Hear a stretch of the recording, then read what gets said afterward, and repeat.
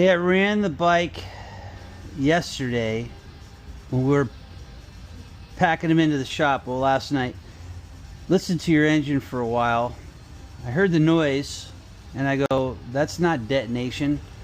That sounds like his primary chain slapping.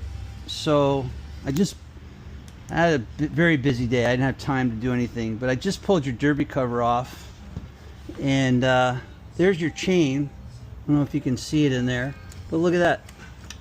Look at that. Just smacking your case. Hear that? You got nothing wrong with your bike, bro. Nothing wrong with the engine.